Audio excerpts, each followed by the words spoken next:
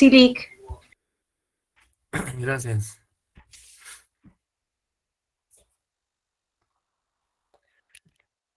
Bien, nuevamente bienvenidos a la actividad de esta noche.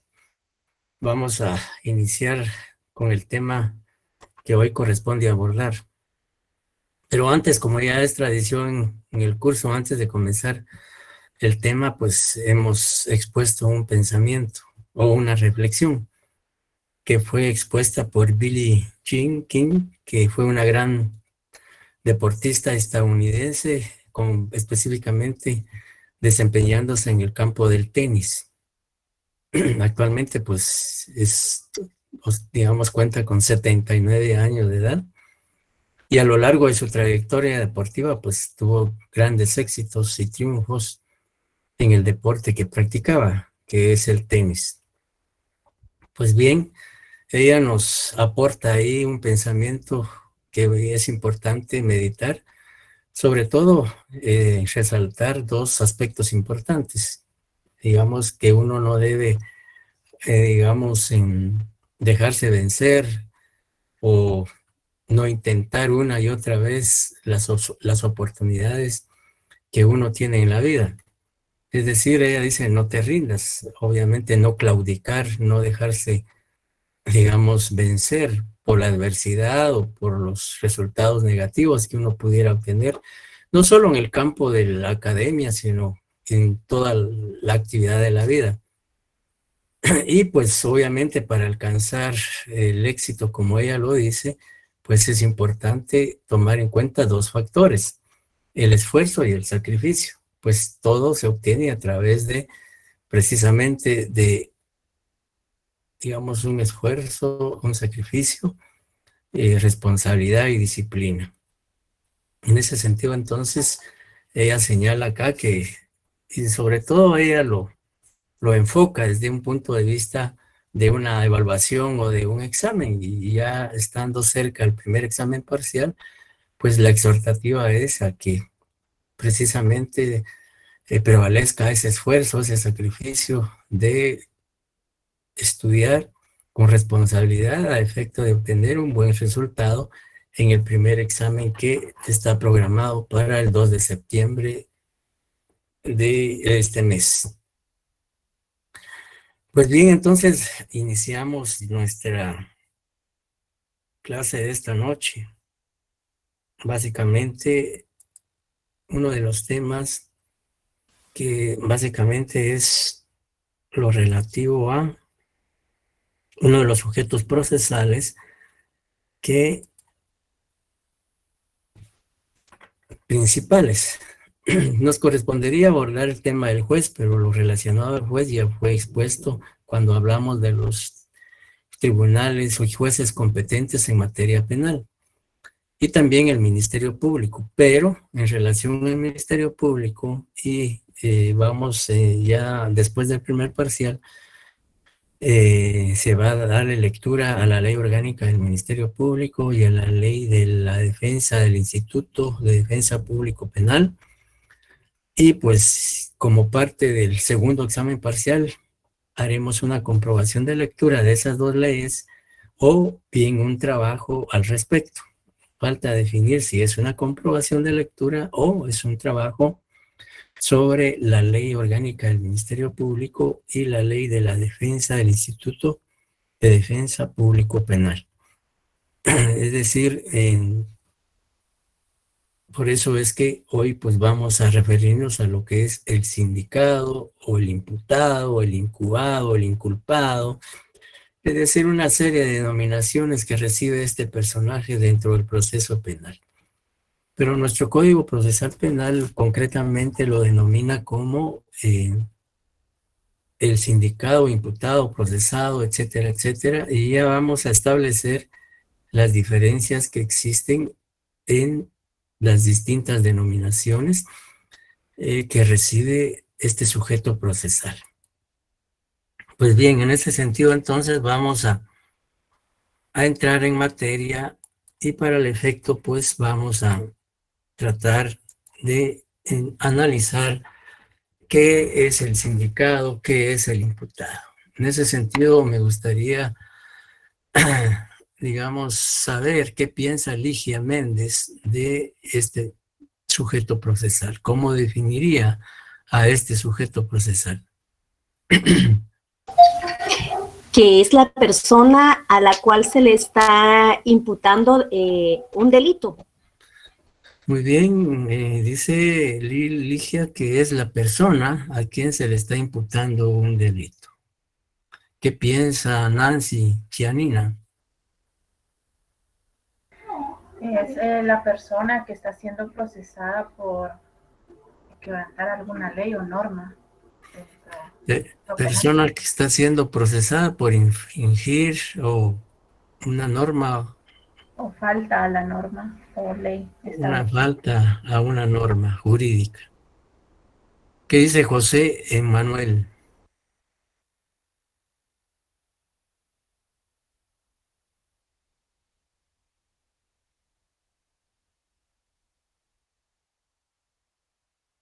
Carla Ocampo. Buenas noches, Lee, ¿cómo está? Yo Muy considero bien. que es la persona, la presunta responsable de un hecho delictivo. Presunta responsable de un hecho delictivo. Muy bien. Evelyn Juárez dice que es la persona que está siendo acusada por la comisión de un delito o de una falta. Bien, si continuásemos preguntando a cada uno de ustedes, obviamente ya tienen una idea de lo que es procesado. Hugo Alfredo dice que es la persona sindicada del cometimiento de un acto ilícito, penado legalmente. Bien, en efecto, pues han aportado todas las participaciones o intervenciones, han aportado elementos importantes que, dice Claudia Sánchez, quien está acusado de infracción de las leyes. En este caso, pues para ser más específico, de la ley penal. ¿Ya? Entonces, definitivamente sí tenemos esas, digamos, ideas o esos elementos esenciales para definir lo que es un imputado o sindicado. Sin embargo, pues eso no es óbice para que conozcamos, digamos, algunas definiciones que existen dentro del ámbito jurídico. Les decía que el Código Procesal Penal habla de sindicado, imputado, no así de inculpado. Digamos, dentro de la enciclopedia jurídica, específicamente derecho procesal penal, pues estos términos son los más comunes. El sindicado, imputado, inculpado, también se habla de incoado, justiciable, etcétera, etcétera. Sin embargo, los términos, como les decía, más comunes, más aceptables procesalmente hablando, y el Código Procesal Penal también así lo señala, habla de sindicado, imputado, procesado. Entonces, prácticamente este personaje dentro del proceso penal es abordado a partir del artículo 70 del Código Procesal Penal.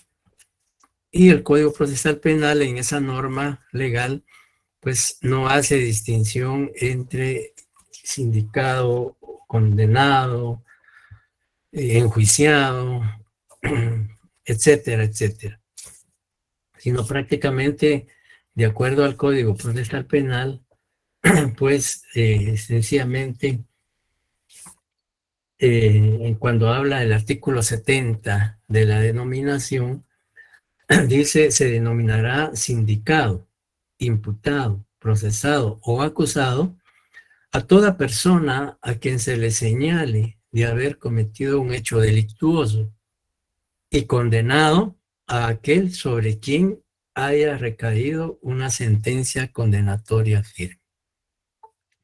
Es decir, el Código Procesal Penal adopta como sinónimos estos conceptos. Sin embargo, les decía, pues en la doctrina encontramos varias definiciones y para ese efecto señalamos concretamente tres. Y decía, la regulación legal o el fundamento que el Código Procesal Penal establece en relación al sujeto procesal que estamos abordando está contenido a partir del artículo 70 al 91 del Código Procesal Penal. Bien, se dice en primer término que es la persona física contra quien el Estado dirige la pretensión punitiva en virtud de la comisión de un delito, que también puede ser una falta, ¿ya? Entonces, obviamente, imputado siempre va a ser una persona física, humana.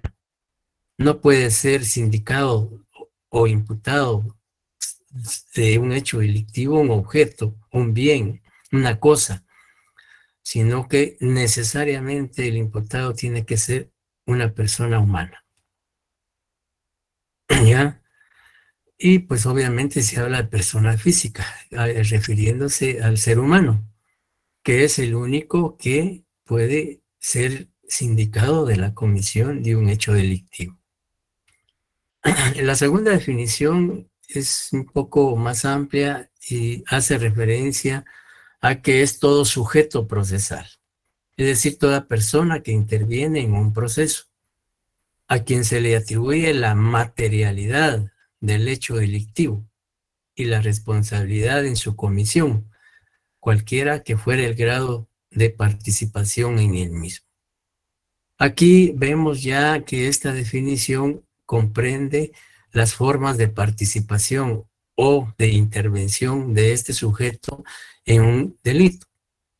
Recordemos que esa participación puede ser como autor, de acuerdo al artículo 35 y 36 del Código Penal, puede ser cómplice y puede ser también encubridor, que son las formas básicas que el Código Penal establece en torno a la participación de una persona en la comisión de un delito o de una falta. Entonces, sujeto procesal, que a quien se le atribuye, a quien se les indica, a quien se le imputa ese hecho delictivo. Como les decía, y participación o responsabilidad puede ser de las tres maneras a que yo hice referencia. Y también se dice que es la persona humana a quien se les indica o atribuye la comisión de un hecho delictivo. Definitivamente, cuando se habla de imputado o sindicado, inmediatamente debemos pensar que es la persona a quien se le atribuye la comisión de un delito. Es decir, aquel sujeto que transgrede la norma penal, que ha vulnerado un tipo penal, que ha asumido una conducta prohibida por la ley. En este caso, prohibida por la ley penal.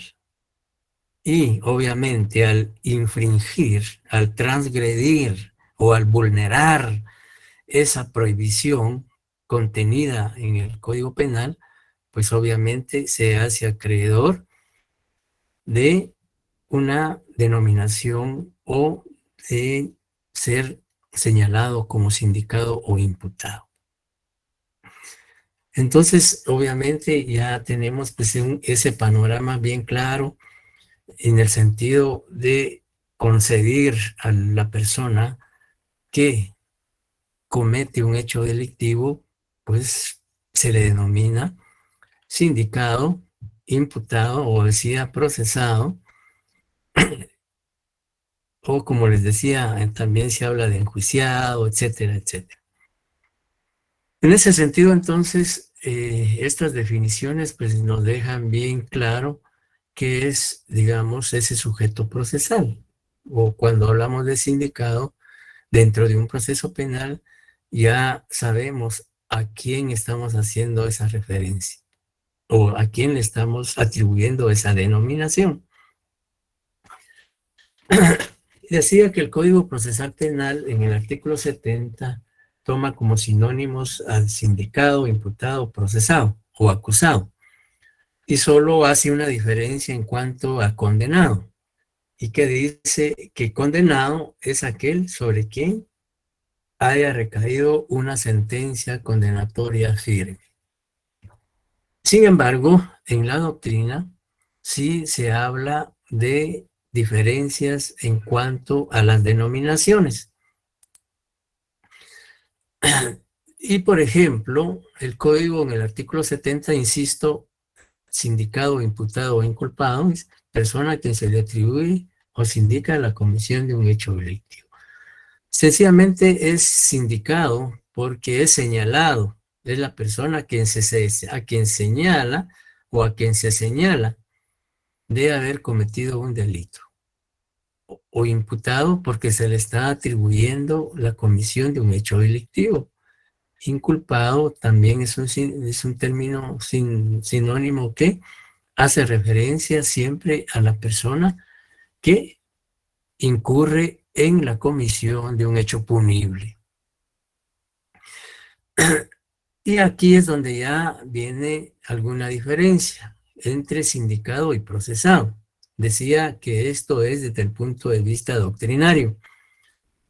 Y procesado dice cuando la persona es puesta a disposición del juez y es vinculada al proceso penal mediante auto de procesamiento, por existir indicios racionales de su posible participación en el hecho delictivo que se le imputa.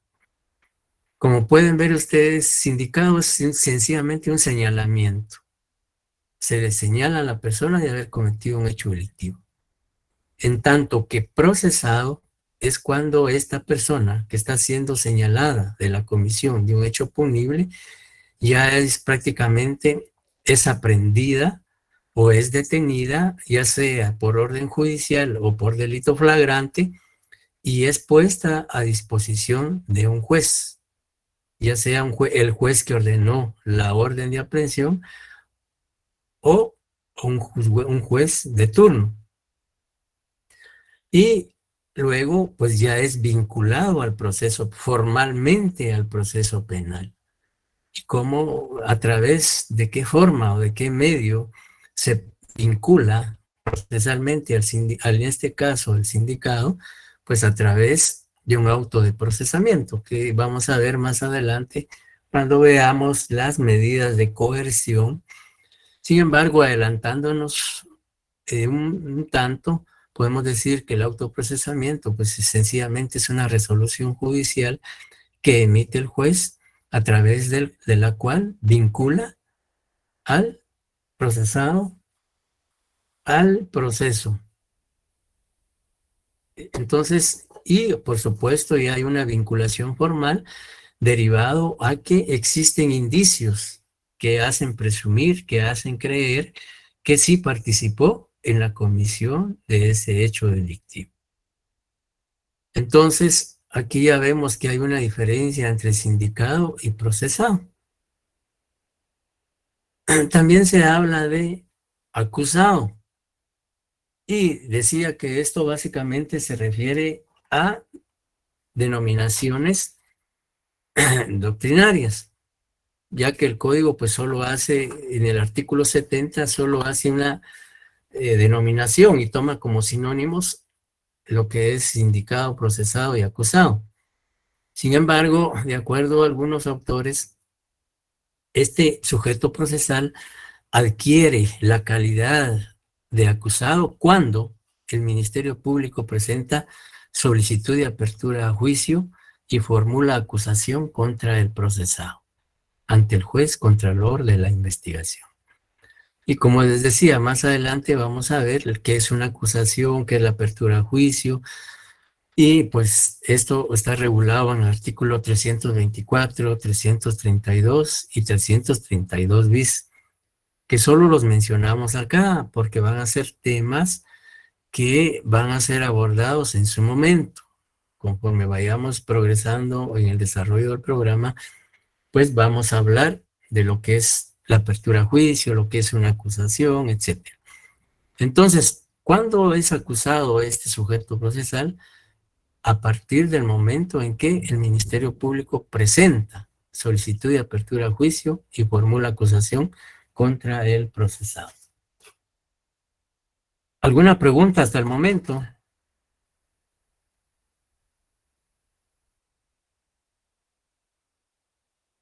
Compañeros, Licenciado, gracias.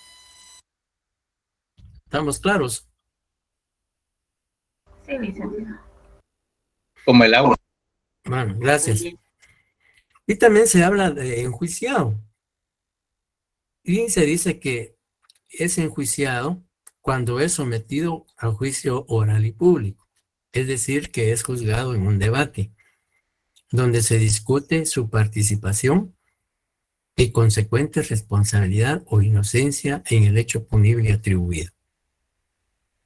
Y encontramos en el artículo 354, 356, 360, etcétera, etcétera, lo relativo al debate o al juicio oral, que solo hacemos referencia porque, insisto, van a ser temas que expondremos en el momento correspondiente. Entonces, cuando este sujeto procesal es llevado a juicio oral, es juzgado en un debate, pues adquiere la denominación de enjuiciado, porque está siendo sometido en juicio oral y público o debate. Y luego se habla de condenado, cuando se ha dictado en su contra sentencia condenatoria y la misma se encuentra firme y se encuentra cumpliendo la pena impuesta en el centro de detención correspondiente. ¿Ya? Entonces, obviamente aquí ya adquiere la denominación de condenado, toda vez que luego de haberse desarrollado el juicio oral y público o debate, y habiendo sido juzgado a través de un debido proceso, de conformidad a las pruebas aportadas al proceso y valoradas por el tribunal o juez de sentencia, pues se determina su participación y su responsabilidad penal, lo que deriva en una imposición de pena de prisión y multa o sencillamente solo pena de prisión, dependiendo del delito para el cual fue juzgado. Y esto pues también tiene su fundamento en el artículo 70, 388, 389, 390, 392, 492 del Código Procesal Penal, y también el artículo 153 de la Ley del Organismo Judicial. Y finalmente también se le puede denominar penado, cuando ya cumplió la pena impuesta y obtenido su libertad. Es decir, que ya fue sancionado, que ya prácticamente cumplió la pena y debido a ello, pues obtiene su libertad en virtud de que la sanción que el tribunal sentenciador le impuso, pues él ya la cumplió de conformidad con la ley y pues al haber cumplido la pena impuesta, obviamente obtiene su libertad. Entonces, y esto también decía, está regulado en el artículo 101, numeral 5, 102, numeral 1 del Código Penal. Y pues también podemos hablar aquí de, digamos, en la etapa de ejecución, porque todo lo relativo a la pena, como ya les decía, es competencia de un juez de ejecución. Es decir, que el juez de ejecución, previo a ordenar la libertad del condenado, pues tiene que verificar que en efecto la pena ha sido cumplida y por lo tanto, pues no puede estar más en prisión el condenado. Bien, entonces reitero que estas denominaciones y estas diferencias pues son doctrinarias, digamos, y básicamente la denominación que se le asigna a este sujeto procesal deriva de la situación jurídica en la que se encuentra dentro del proceso penal. ¿Dudas o preguntas?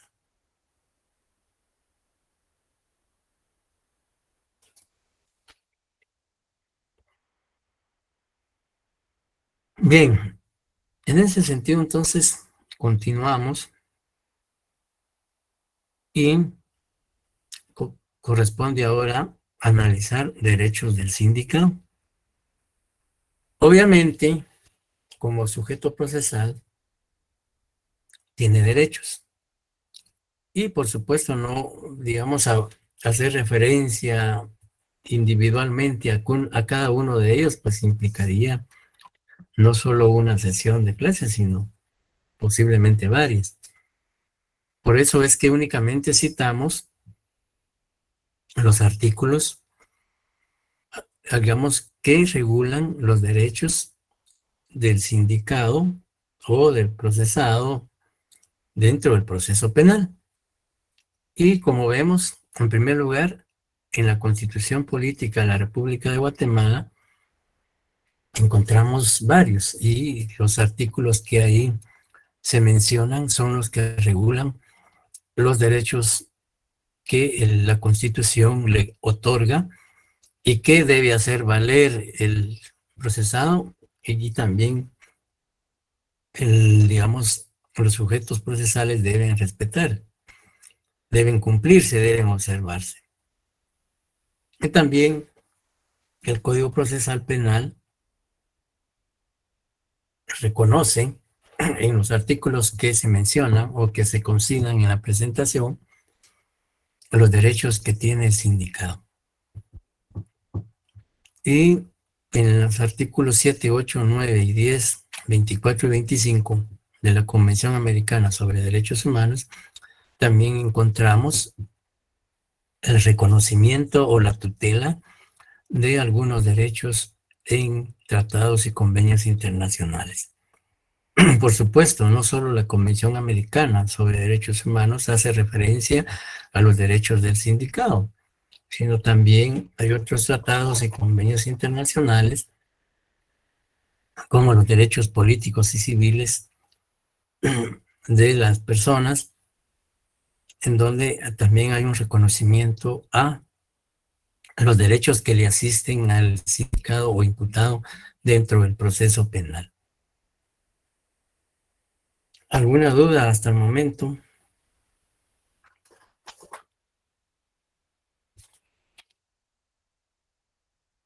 Bien, decía que sería, pues, digamos,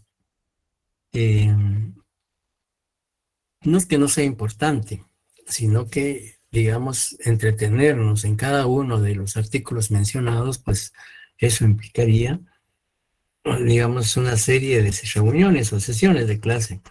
Sin embargo, pues, da los artículos ahí señalados, pues compete y corresponde estudiarlos, leerlos y analizarlos.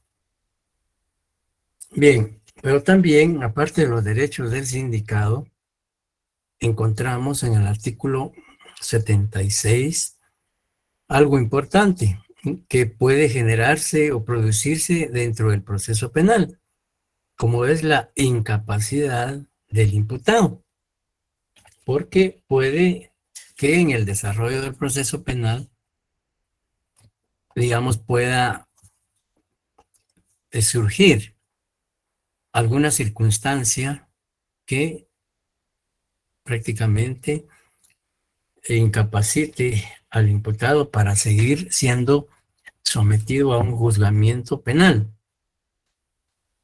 Y si alguien le da lectura al artículo 76, por favor, para determinar en qué consiste esa incapacidad. Yo, licenciado. Por favor. Artículo 76. Incapacidad. El trastorno mental del imputado provocará la suspensión de su persecución penal hasta que desaparezca esa incapacidad, sin perjuicio de las reglas que rigen el juicio para la aplicación exclusiva de una medida de seguridad y corrección.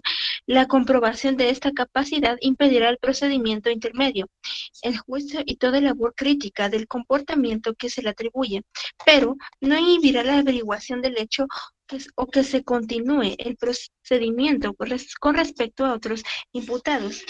La incapacidad será declarada por el tribunal competente según el estado del juicio.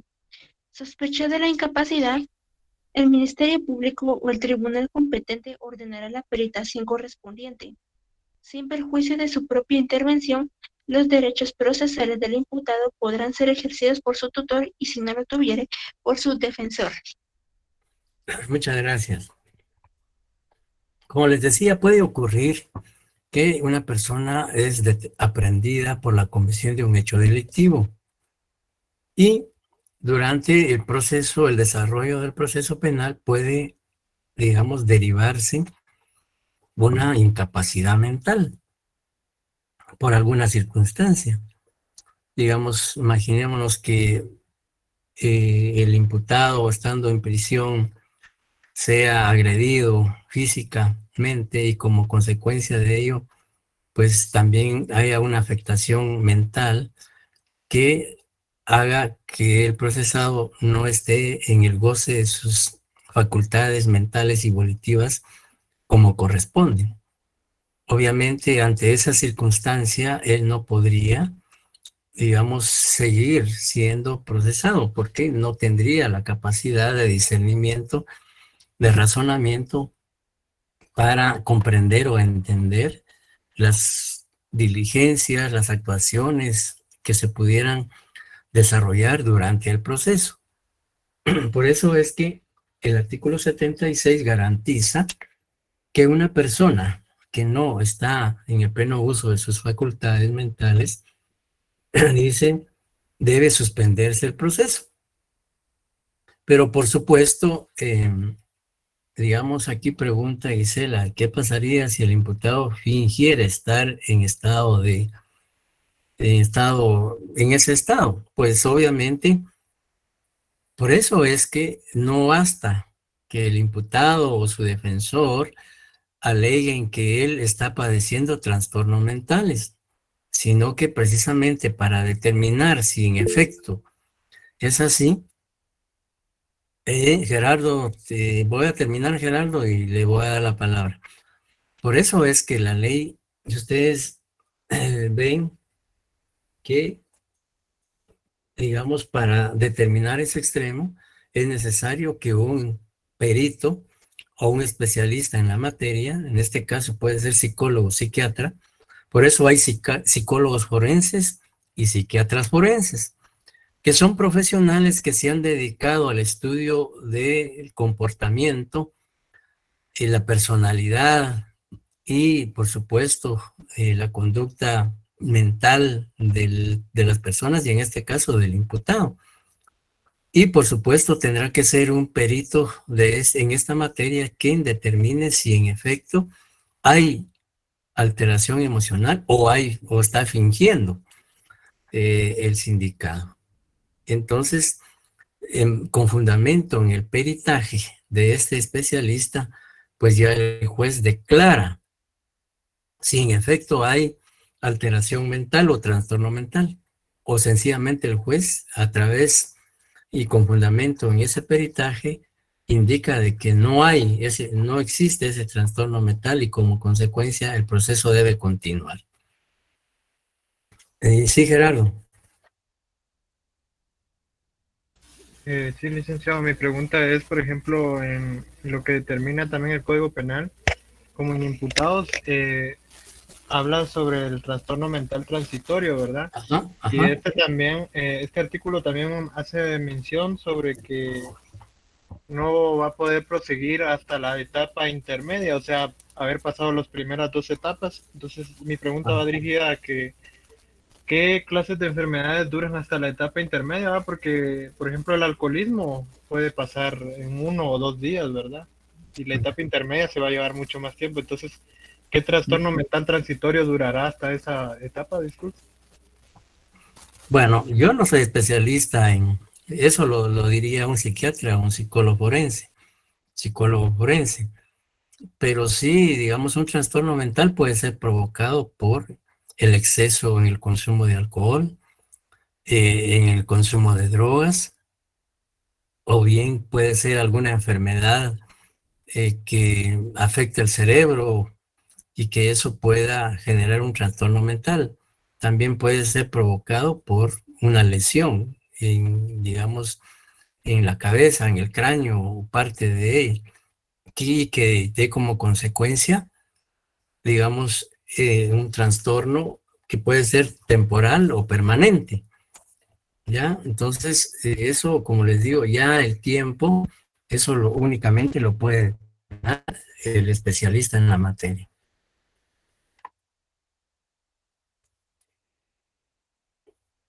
Bien, entonces, en cuanto a esa incapacidad, como decía Gerardo, también el Código Penal hace referencia y es básicamente en las causas de inimputabilidad, ¿va? El trastorno mental, que obviamente una persona que no está en su incapacidad mental, pues no puede, en este caso, hablando del proceso penal, seguirse el proceso penal en su contra, porque eso implicaría una vulneración de su derecho de defensa. También implicaría una transgresión a un debido proceso, a la presunción de inocencia, es decir, se vulnerarían una serie de derechos individuales y garantías constitucionales y procesales si se continuase un proceso penal habiéndose establecido científicamente que el imputado no está en el pleno uso de sus facultades mentales.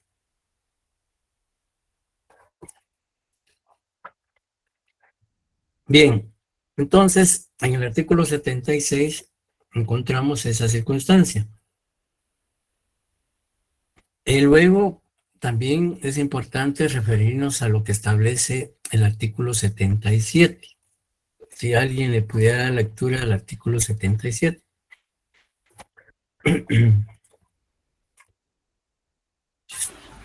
Artículo 77. Internación para observación. Cuando la preparación del informe sobre el estado psíquico del imputado fuere necesaria su internación en un hospital psiquiátrico, la medida solo podrá ser ordenada por el juez de primera instancia o por el tribunal competente según el caso. La medida se ordenará por resolución fundada, tomándose las disposiciones precautorias que el caso amerite. La internación no podrá sobrepasar en su conjunto un mes de duración. Muchas gracias. Pues también la ley hace referencia a que cuando dentro del proceso penal se determine a través del dictamen, digamos, del especialista en la materia, pues obviamente él no puede seguir o permanecer en el centro de detención donde se encuentra privado de libertad, sino que tendrá que ser ingresado a un centro especial, donde se le dé el tratamiento hospitalario, como dice la ley, psiquiátrico, para que él pueda en un momento dado recuperar sus facultades, o sencillamente pues pudiera ser que ya no las recupere nunca. Eso dependerá del tratamiento, de la gravedad de ese trastorno mental. Sin embargo, la ley habla ahí, dice que no podrá sobrepasar de un mes de duración. Pero, digamos, aquí pienso yo que el legislador, pues, como puede darse el caso que ese trastorno sea temporal y que realmente, como decía Gerardo, pueda tardar días, 2, 3 días, una semana o más, y pueda darse el caso que exceda del mes. Obviamente, el código en este caso, pues quizá limitó el tiempo de internación, pero eso no implica de que sí, el trastorno mental continúa de acuerdo a una evaluación que haga un psiquiatra forense, pues tendrá que pedirse que esa internación se prolongue, ¿ya? O se prorrogue, en tanto el sindicado pueda recuperar sus facultades mentales. Entonces, también, pues todos estos aspectos tienen que ser, digamos, efectivamente probados para que el juez o el tribunal que está conociendo el proceso, pues al momento de tomar una decisión lo haga con fundamento en la ley, con fundamento en los dictámenes o peritajes que se puedan realizar u obtener. En cuanto al imputado, también el Código Procesal Penal, en el artículo 78, habla de el reconocimiento del sindicato. Y en este caso, pues, alguien que por favor le dé lectura al artículo 78.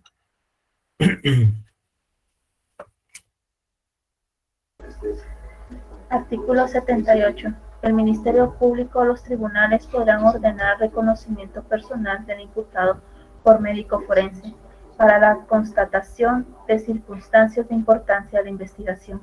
Si por alguna razón no pudiera practicar la diligencia el médico forense o no estuviera disponible, el reconocimiento podrá hacerlo otro médico.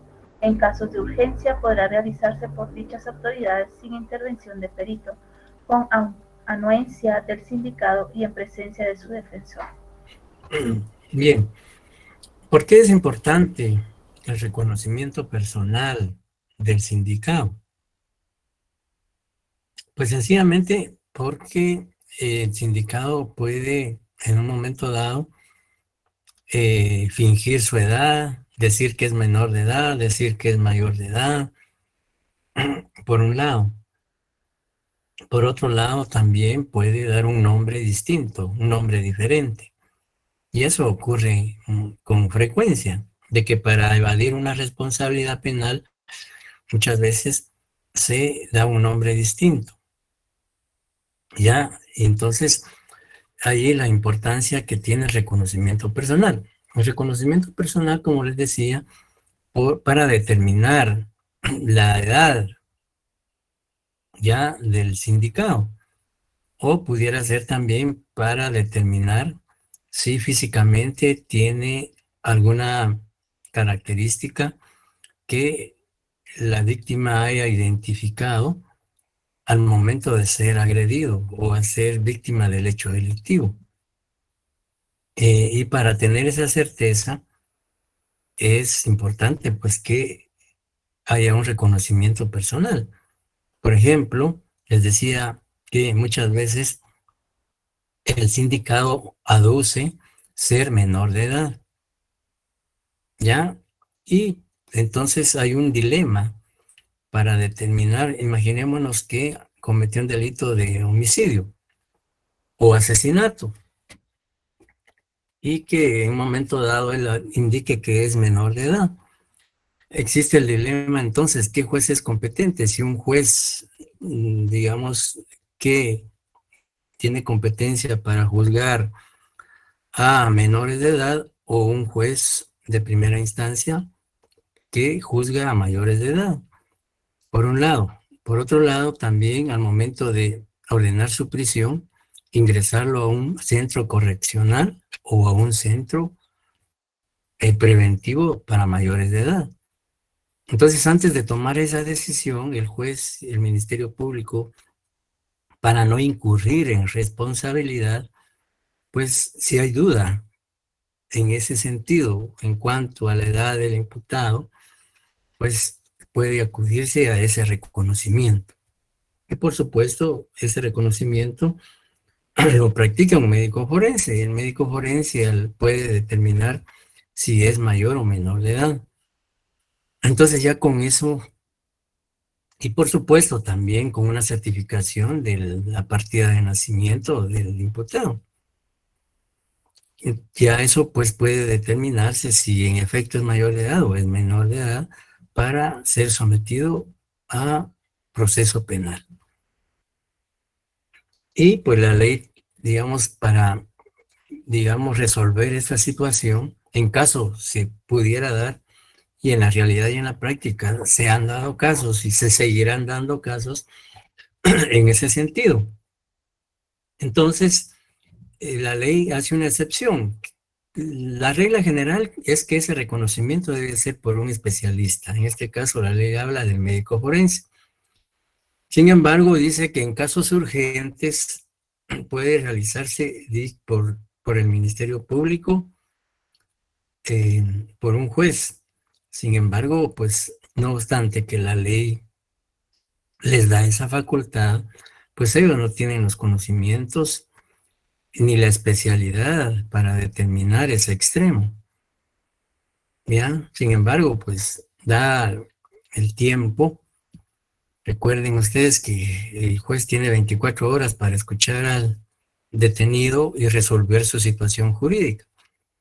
Y en este caso, por urgencia o como dice la ley, pues este reconocimiento puede hacerse sin intervención de un perito.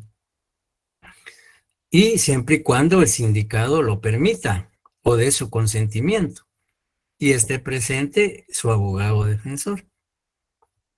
Entonces esos requisitos tienen que cumplirse para que el Ministerio Público o el juez pueda practicar ese reconocimiento personal. También el Código Procesal Penal respecto al sindicado habla de la rebeldía. Y el artículo 79, digamos, hace referencia a esa institución jurídico-procesal. Y por favor, si alguien le pudiera dar lectura al artículo 79.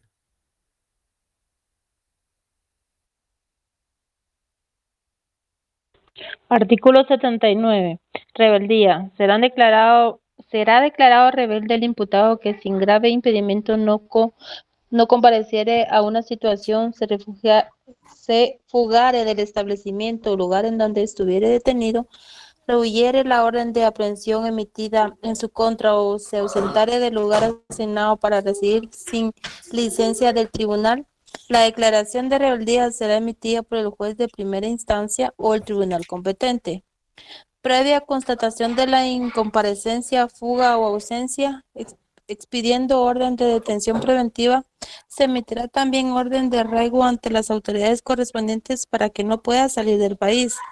La fotografía, dibujo, datos y señas personales del rebelde podrán publicarse en los medios de comunicación para facilitar la aprehensión inmediata. Gracias.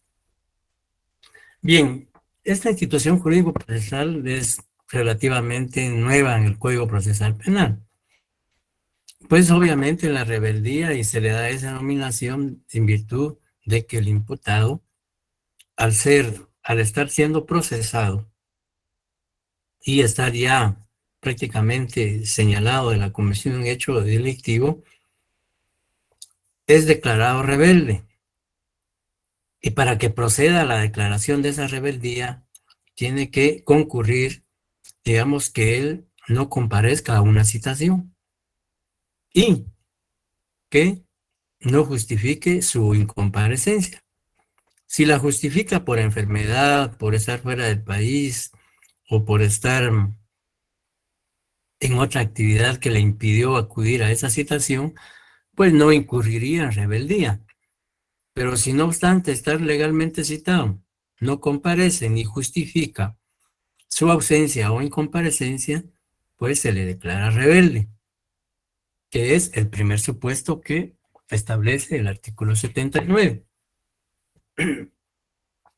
Luego dice, se fugare del establecimiento o lugar donde estuviere detenido.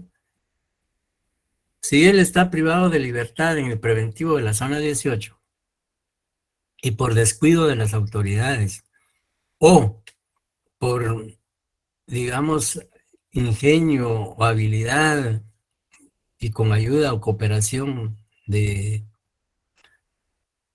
personas del mismo centro de detención, él se fuga, pues también es declarado rebelde.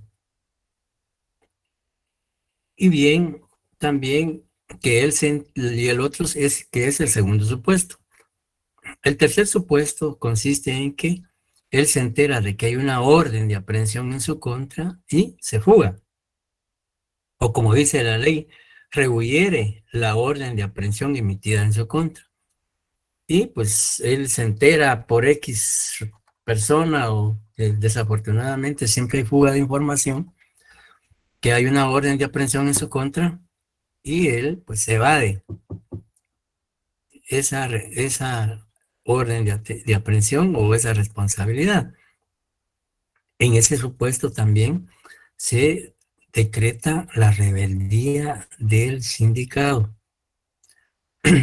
Y obviamente esa rebeldía la tiene que autorizar la tiene que decretar o decidir un juez. Pero la ley, la ley exige que previo a que el juez decrete la rebeldía a solicitud del Ministerio Público, el juez tiene que verificar, tiene que establecer si en efecto no compareció a la citación, que en efecto se fugó del centro donde se encontraba privado de libertad, o si bien, evadió esa orden de aprehensión. Es decir, el juez no puede declarar la rebeldía del sindicado sin que previamente establezca que en efecto concurre uno, dos o todos los supuestos que regula el artículo 79.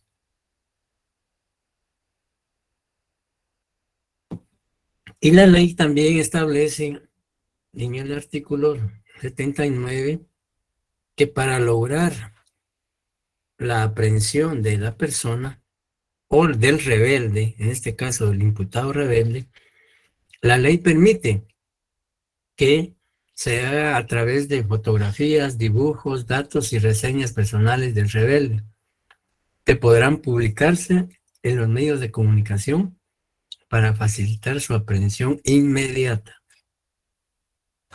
Por ello es que ustedes han visto en algunas oportunidades que el Ministerio de Gobernación publica, bien sea fotografías o afiches, e incluso ofrecen recompensa económica de determinada cantidad para que den información que la persona que conozca del paradero o la persona donde se encuentre escondida, etcétera, dé esa información con el objeto de lograr su aprehensión o su reaprehensión, si ya fue detenido una vez, pero se fugó del centro de detención, pues para que sea redetenido, recapturado, como dicen en el lenguaje policial.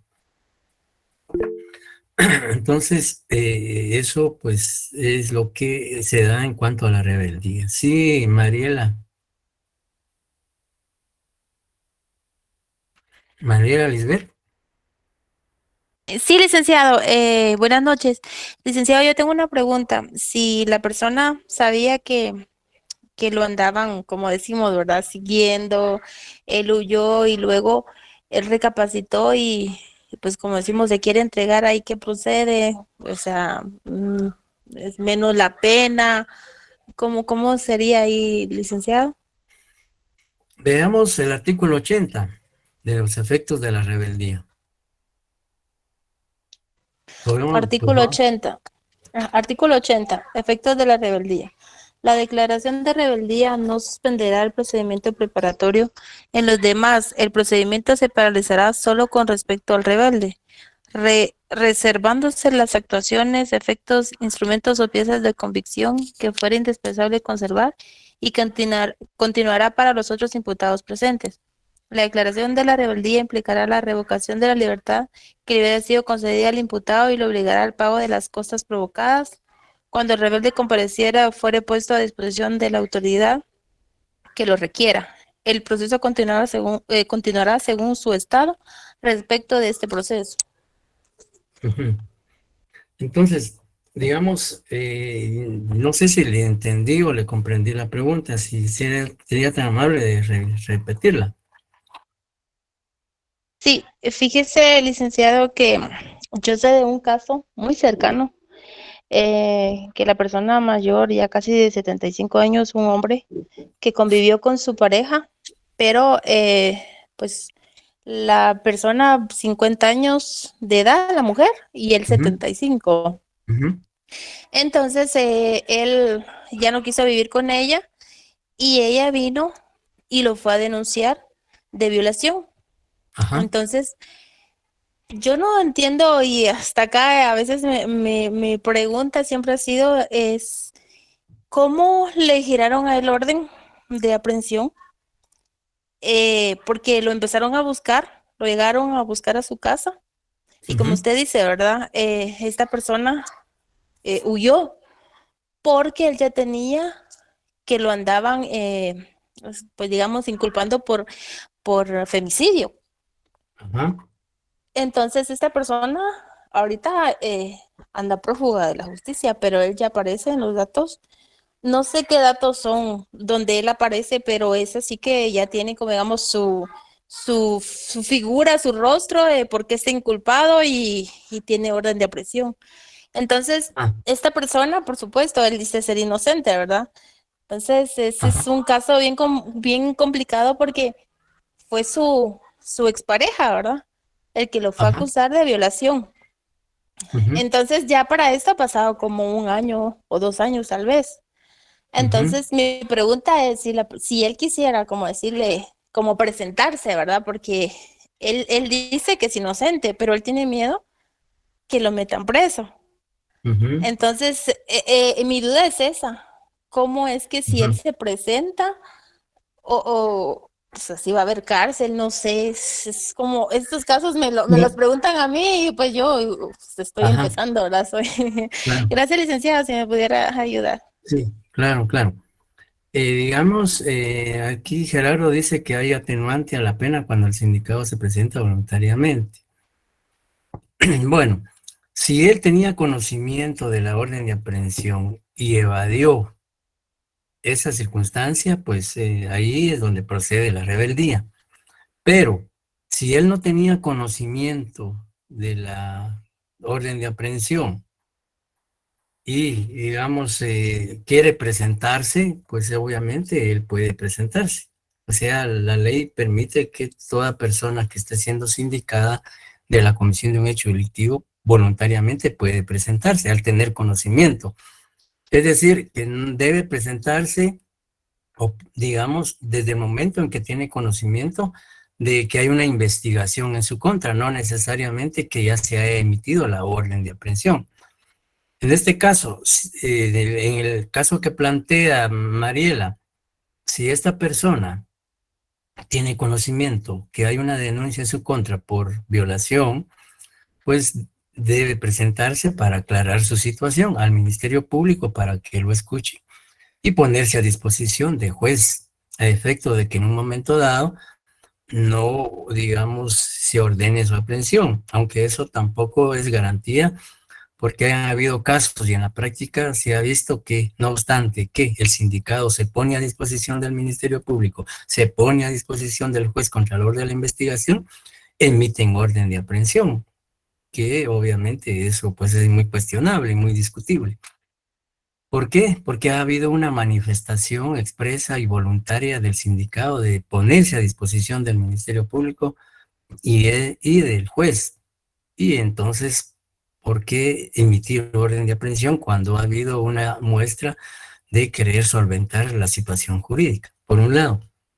Por otro lado, si él se presenta y voluntariamente, pues obviamente el juez tendrá que recibirle su primera declaración.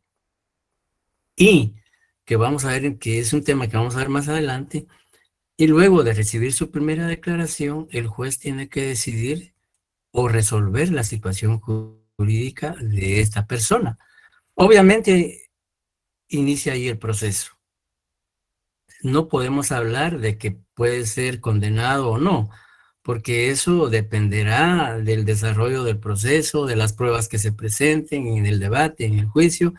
Pudiera ser que al prestar primera declaración, el juez no ordene o no lo vincule al proceso, si no hay medios de investigación que el Ministerio Público presenten que hagan creer o presumir que él participó en el hecho delictivo.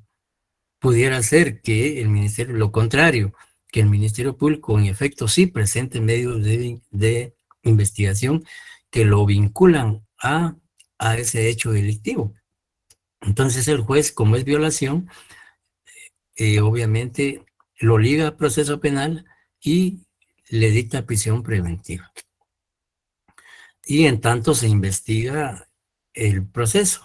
Y al concluir la investigación, pues ya el Ministerio Público decidirá si lo acusa, si le sobresee, si clausura, etcétera, que son temas que vamos a abordar más adelante. Pero no podemos pensar en este momento que va a ser condenado o va a ser absuelto. Eso depende de las pruebas, como le decía, que se presenten en el juicio o en el debate, y que el tribunal de sentencia las valore y a través de esas pruebas se acredite la responsabilidad y participación penal del sindicado. Concretamente, él puede presentarse. Obviamente, como es un delito de violación, si hay medios o indicios razonables de su participación, el juez obviamente lo ordenará su prisión preventiva.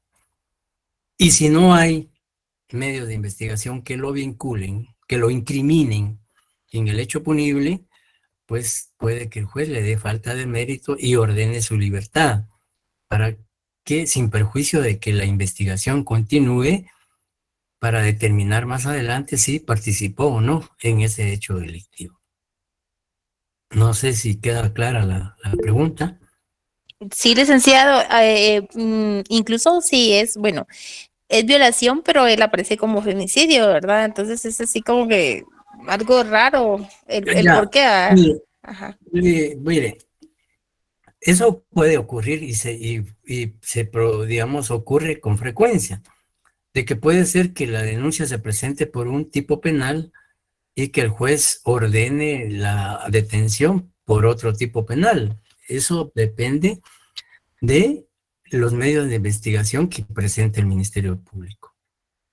Si se presentó por violación, pero posteriormente, producto de esa violación, ella falleció, pues pudiera ser que entonces ahí cambia el tipo penal. Deja de ser violación para convertirse en femicidio, siempre y cuando ese femicidio sea consecuencia de la conducta delictiva del sindicado. ¿Ya? Entonces, pues, no podría hablarse de femicidio si la persona está con vida. Tendrá que ya haberse determinado en el proceso que la persona falleció a través de una certificación de defunción, de un examen médico forense, etcétera. Porque, digamos, no puede hablarse de femicidio si no existe la muerte de la persona, o que, digamos, él haya matado a la fémina de acuerdo al artículo 76, 77 de la Ley de Femicidio y Violencia contra la Mujer, en donde están ahí los supuestos por los cuales se configura el delito de femicidio. Fíjese, licenciado. Ajá. Pero sí. sea violación o sea femicidio, al presentarse, el juez tendrá que decidir, como le digo, si lo vincula a proceso por femicidio, es porque ya existe en el proceso o ya está probado en el proceso que la persona falleció.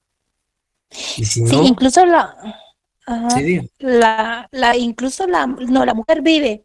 Incluso la mujer, ella llegó y fue quien fue a decir a él que lo había ido a denunciar porque por lo que él supuestamente, bueno, yo digo supuestamente porque no me consta, ¿verdad?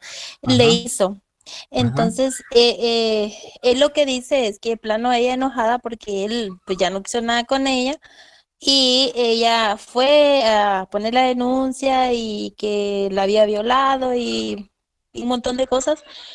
Entonces, Sí. él se huyó, o sea, él vive en Puerto Barrio, o sea, él huyó de ahí, de ese lugar, porque ella le fue a decir un montón, que lo iba a traer la policía y todo, entonces se huyó siempre ahí en Puerto Barrios a otro sector, pero pues yo no sé cómo fue que pasó, pero llegaron bueno, él dice que llegaron los del Ministerio Público y que a donde él estaba llegaron a buscar, o sea, a buscarlo. Y él se huyó, o sea, él huyó y él ahorita anda huyendo. Entonces, como yo le digo, pues yo sin saber mucho, digamos, digo, si mejor él, preséntese, ¿verdad? Ajá. si digamos, si llegó al Ministerio Público y la policía, lo más probable es que sí había orden de aprehensión. Y por Sí, eso lo ajá. estaban buscando. Entonces él prácticamente huyó, pues ahorita pues está pendiente de ser aprehendido. Y pues obviamente quizá en este caso lo más aconsejable es que él se presente. Sí, porque con incluso la señora, con su abogado defensor. Y la señora puede decir lo que se le ocurra, ¿ya? Y el sí, Ministerio Público tendrá que probar todo eso, pues. sí, la señora incluso él estaba diciendo que le diera una cierta cantidad de dinero, porque tiene tierras ahí en Puerto Barrios, por lo mismo, ¿verdad? Para ella ya no seguir con la acusación y no sé qué tanto, pero pues ahí ya, como decimos, medio es que en el caso ya del Ministerio Público, pues ya es diferente, ¿verdad, licenciado? Entonces sí, a uno le hacen muchas preguntas y uno no, pues no sabe bien cómo contestar, por eso es Sí, que les tenía este pero caso, digamos, licenciado, pero muchas gracias. si digamos aquí lo más aconsejable o que usted puede sugerir es que se presente con su abogado defensor para dilucidar su situación jurídica. Ya que si no, toda la vida va a estar evadiendo y en cualquier momento va a ser aprendido. Entonces, ahorita lo más prudente y aconsejable es que él se presente con su abogado defensor. Y por supuesto, él, digamos, tendrá que el Ministerio Público probar que existe violación, etcétera, para poder ser vinculado al proceso penal el imputado. Bien. Gracias, licenciada. Hugo Alfredo, no sé si todavía quiere preguntar algo. Buenas noches, licenciado. Sí, fíjese que yo tengo duda con respecto a eso de la declaratoria de rebeldía. Digamos, de una persona que pues por razones de trabajo no se encuentra en su domicilio, ¿verdad? Y no puede, y no se entera de esa citación. Entonces, porque tengo entendido que la primera citación tiene que ser personalísima, ¿verdad? Entonces, ¿qué pasa, licenciado, si no se entera y puede ser declarado en rebeldía, pero ¿en qué momento si no se enteró? No, por eso le decía que el juez antes de declarar la rebeldía y ejecutar la ley, tiene que verificar que por qué motivos por qué motivos no se presentó. Si él presenta una constancia de que de la empresa donde trabaja, que él se encontraba fuera del país el día que lo citó el juez, pues obviamente ahí no declararía la rebeldía, porque hay una causa de justificación que él acredita y le presenta al juez. Mire, yo no me presenté porque no me enteré de la citación, porque andaba fuera del país, y el día que me citaron estaba fuera del país, y aquí lo demuestro con esta constancia extendida por la empresa, etc. Se encontraba de comisión, se encontraba haciendo trabajos fuera de la ciudad, etcétera, etcétera. ¿Verdad?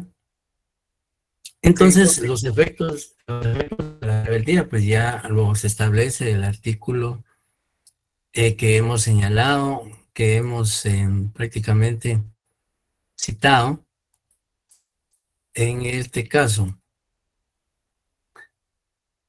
Y pues ya dejamos hasta ahí para resolver el laboratorio, no resolverlo, sino aclarar dudas, porque tengo entendido que ustedes ya lo resolvieron. Entonces, como es la declaración del sindicado implica una serie de situaciones, pues dejamos hasta ahí.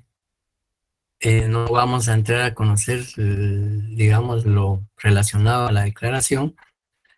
Y a través de puntos, pues vamos a aclarar algunas dudas que posiblemente existan. Entonces nos quedamos aquí en el artículo 80, luego seguimos el jueves terminando este tema y pues damos paso a lo que es el laboratorio número 2 que ustedes ya resolvieron. En ese sentido, entonces, por razón de tiempo, no entramos a señalar el caso, pues así rápidamente. El caso, pues, que se planteó es en relación a que la víctima promovió la reparación digna y, pues, el juez en la misma, argumentando que no podía, digamos, continuarse la acción contra los herederos porque no habían participado en la comisión del hecho. Entonces, y la primera pregunta era, pues, ¿qué si la acción reparadora que presentó la víctima está dentro del plazo legal y pues se razonara la respuesta si sí o no, ¿por qué? Mario Antonio, ¿cuál fue la respuesta de la primera pregunta?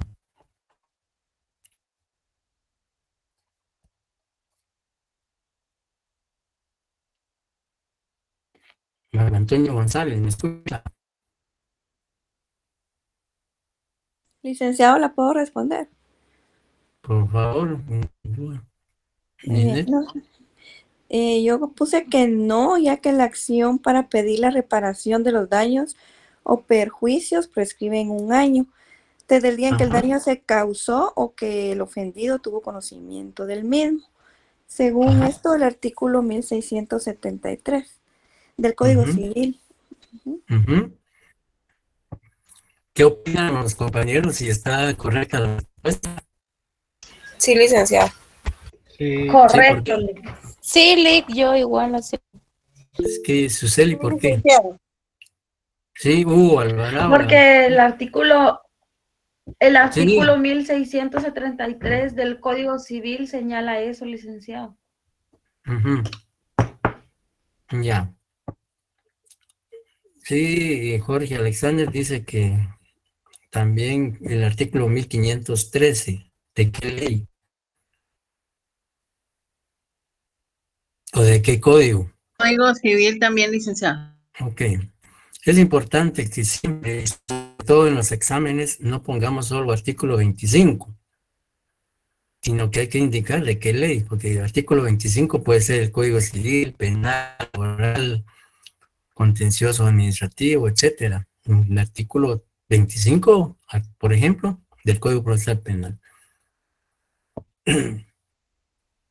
Bien, entonces si hay coincidencia en cuanto a que la petición de la es extemporánea, es decir, fuera del plazo legal o fuera del plazo establecido en la ley.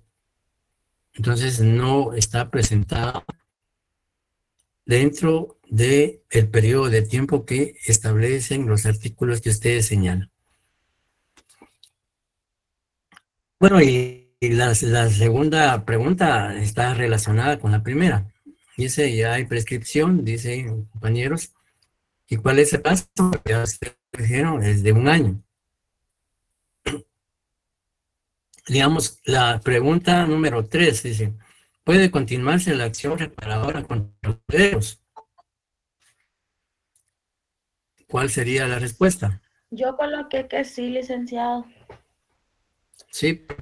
Que sí se puede continuar porque la acción reparadora, en caso de que estuviera dentro del plazo, la responsabilidad civil derivada del delito o falta se transmite a los herederos del responsable.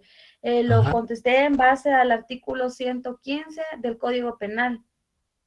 Así es, muy bien. Sí, Gerardo dice sí porque es admisible la reparación digna, en efecto, a diferencia de la acción penal que no es transferible. Bien, y digamos tenía razón el juez de rechazar la solicitud de la víctima por el argumento esgrimido.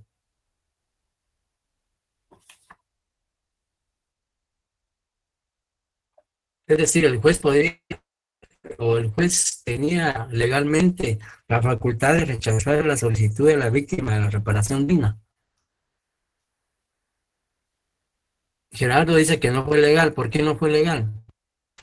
No, Lic, porque toda persona tiene derecho a reparación digna según el artículo 124 del Código Procesal Penal. Porque se debió aceptar la transmisión, licenciado. Ajá. Sí, digamos, no es legal porque la ley faculta, la ley permite que la reparación digna pueda deducirse o continuarse contra los herederos del imputado o del sindicado. Algunos artículos que ustedes mencionan en el primer caso. El 1673, que el 1513, el 115 del Código Penal. Ajá. Esos tres coloqué yo. ¿Qué más? El 124 del Código Procesal Penal. Ajá. Sí, digamos, también podemos mencionar el artículo 112, 115 y 252 del Código Penal, que se refiere al delito de robo agravado. El Código Procesal Penal también el 48, el 117, numeral 1, 2, numerales 1 y 2, y también la literal E. Y el artículo 1646, 1647 y 1673 del Código Civil. En el segundo caso, que es sobre los asuntos de competencia, y también el 115, pero ya lo habíamos mencionado, el 115, y lo dijimos también del Código Penal. Entonces, en el segundo caso, que se refiere a cuestiones de competencia, la pregunta es, en este caso, pues se planteó de que un juez de paz penal estaba conociendo un proceso por el delito de robo agravado. Sin embargo, como abogado defensor, considera que este juez no es competente para conocer ese proceso, como en su calidad de abogado defensor, la acción debe plantear, según la primera pregunta. ¿Cuál es la respuesta? Miriam Aide.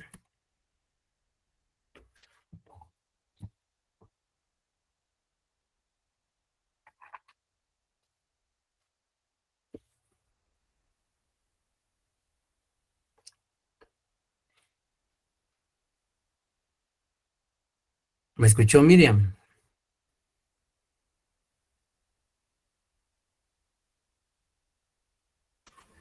Licay no podría hacer suspensión de proceso según el artículo 118 de la LOC. No. Sergio Omar dice recusación tampoco. Gisela dice declinatoria. ¿Qué piensan? ¿Que tiene razón? Acción inhibitoria, dice Gerardo. Inhibitoria, licenciado. Ninet dice Inhibitoria. Mariela dice inhibitoria. Hugo Alfredo, incompetencia. Yo creo que es inhibitoria, Lick, porque en el caso concreto dice que él no lo solicitó ante el juez, si no sería declinatoria, entonces eso es inhibitoria. ¿Quién no lo solicitó? Nosotros como abogado. Dice, digamos, o sea, el abogado defensor, digamos, debe hacer una petición ante el juez de paz. No es impedimento ni excusa. Tal como está planteado el caso, lo procedente aquí es una declinatoria. ¿Por qué? Porque es una petición que se va a formular ante un juez que no es competente para conocer. En este caso, el juez de paz no tiene competencia para conocer un delito de robo por la pena. ¿Ya? Entonces, aquí el abogado defensor tiene que promover una declinatoria, porque se va a plantear ante el juez que no es competente, para que traslade el proceso al juez que sí es competente. ¿Y en qué momento procesal debe interponerse esa acción de declinatoria? ¿En la preparatoria, licenciado? Sí, pero el código habla de un momento procesal específico.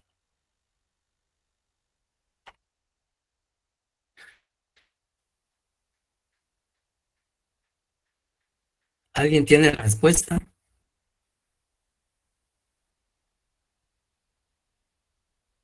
Lic, no estoy segura, pero es a través de una solicitud formulada por el juez que está conociendo el caso. No, por eso la declinatoria es una solicitud. Pero yo le digo en qué momento procesal se plantea. Etapa previa, dice Gisela.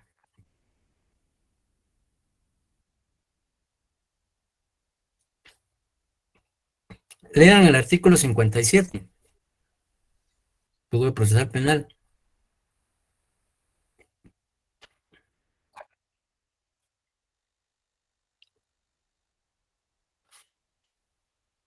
¿Qué dice el 57? Artículo 57 de oportunidad. Las cuestiones de competencia territorial o las fundadas en la conexión de causas solo podrán ser propuestas hasta antes de comenzar la audiencia del debate. La incompetencia por razón de la materia deberá ser declarada aún de oficio en cualquier estado del proceso. El tribunal que la declare remitirá las actuaciones al que considere competente y pondrá a su disposición a los detenidos que hubiere. Las actuaciones practicadas con inobservancia de las reglas para determinar la competencia por razón de la materia no tendrá validez, excepto las que sea imposible repetir. Esta disposición no regirá cuando un juez de competencia superior hubiere actuado en una causa atribuida a otro de competencia inferior. Bien, si bien es cierto que el artículo 57 del Código Procesal Penal establece un tiempo específico, la petición debe formularse desde el momento en que el defensor, el Ministerio Público o el sindicato tienen conocimiento y puede pedirse también en cualquier estado del proceso. Pero, si bien es cierto que la ley es amplia en ese sentido, de que puede ser en cualquier estado del proceso, la petición debe formularse inmediatamente al tener conocimiento de que el juez no es competente para conocer. ¿Por qué esperar hasta que llegue a la etapa que señala el código? Si se tiene conocimiento de esa situación, inmediatamente. Bien. ¿Por qué vía se tramita la declinatoria? Por la vía de los incidentes, Lic. Muy bien, en la vía de los incidentes. ¿Está bien? ¿Qué fundamento legal? Artículo 58 del Código Procesal Penal. También está en el 135 del OJ. Del OJ. Del OJ. Organismo de la judicial. de la ley del organismo judicial.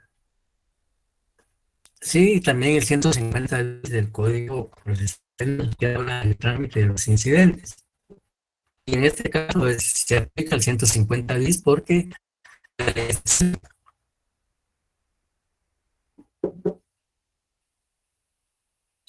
bien, ¿qué juez es el competente para conocer ese caso o ese proceso?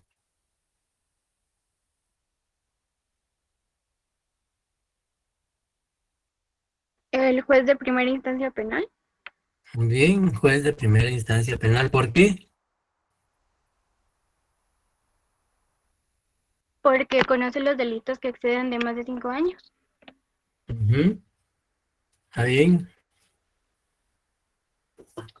Bien, ¿qué artículos pueden mencionar o mencionaron en este caso? 43 del Código Procesal Penal, 150 bis, Código Procesal Penal, el artículo 57, perdón, Código Procesal Penal, y el de la declaratoria, ese sí no lo sé, licenciado. Sí, también voy a mencionar el artículo 252 del Código Penal que habla del robo. El artículo 24, el artículo 24 bis, el artículo 43, numerales 1 y 2, 44, 46, 47, 56, 57, 58 y 150 bis del Código Procesal Penal. Caso número 3.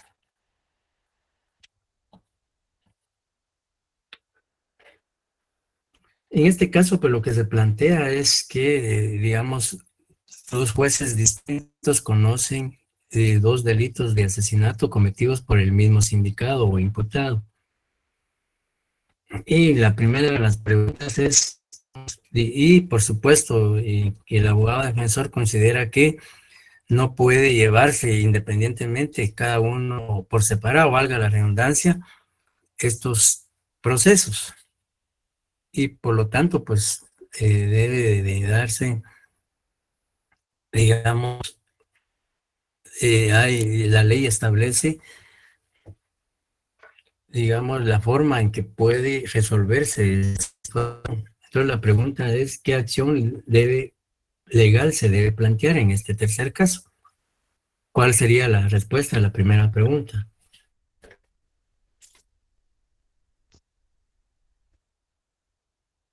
Yo coloqué Escucho, conexión de procesos penales. ajá, conexión de procesos penales. Gerardo dice conexión de procesos. Ujú. Clic, O aquí no sea, entra la legitimación procesal. no, no es, lo correcto es conexión de procesos o conexión de casos, como dice la ley.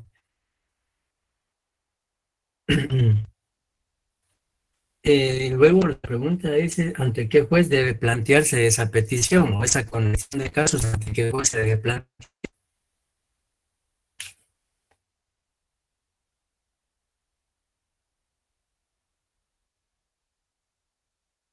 Escucho respuestas.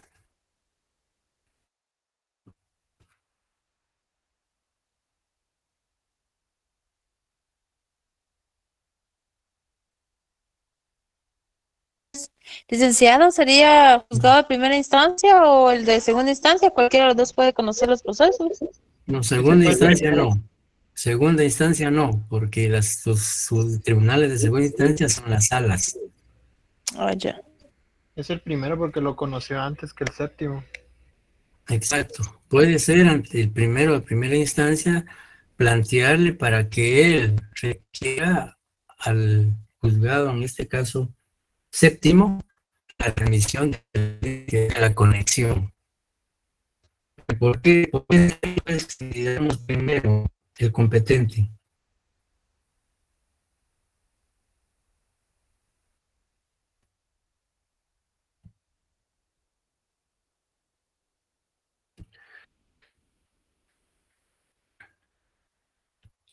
Y Ninet dice que es séptimo el que debe conocer, así es. Eso dice Ninet, que el que debe conocer es el juez séptimo. Sí me escuchan, ¿verdad? Sí, licenciado. Yo le he escuchado bastante entrecortado, licenciado. Eso. Posiblemente sea su internet. Buenas noches, y si vemos el artículo 41 de la relación del Código Procesal Penal, en el ¿Artículo? último párrafo, artículo 41, en el tema de prelación, dicen tribunales Ajá. de igual jerarquía, cuando sea posible la tramitación simultánea, tendrá prelación el juzgado del delito más grave, a igual Ajá. gravedad que juzgue la causa cuya fecha de iniciación sea más antigua. Ajá. Así Entonces, es, en efecto. el de primera instancia lo conoció el 10 de julio y el séptimo el 12. Entonces, lo conoces el primero por haberlo dado a conocer antes. Exacto. Es el primero por razón de antigüedad, por razón de fechas de iniciación del proceso, toda vez que son los mismos tipos penales, asesinato. Bien. Ok. ¿Y qué artículos citaron en ese tercer caso?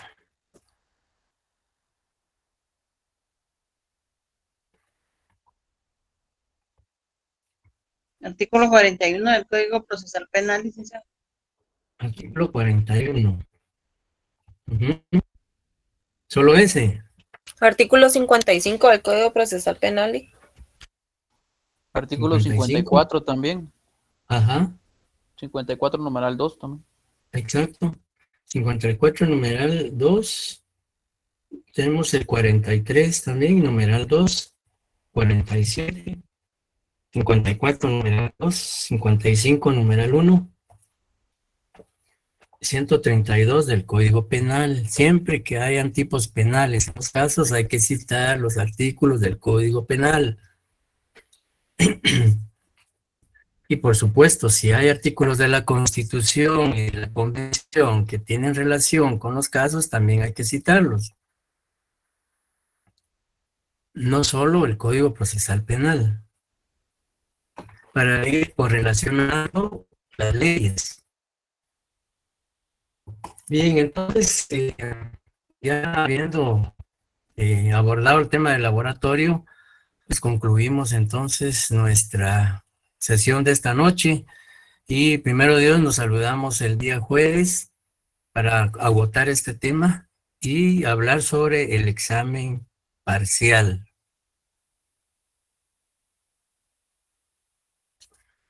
Bueno, Lick, buenas noches. No sé si tienen dudas o preguntas. No, Lick, feliz noche.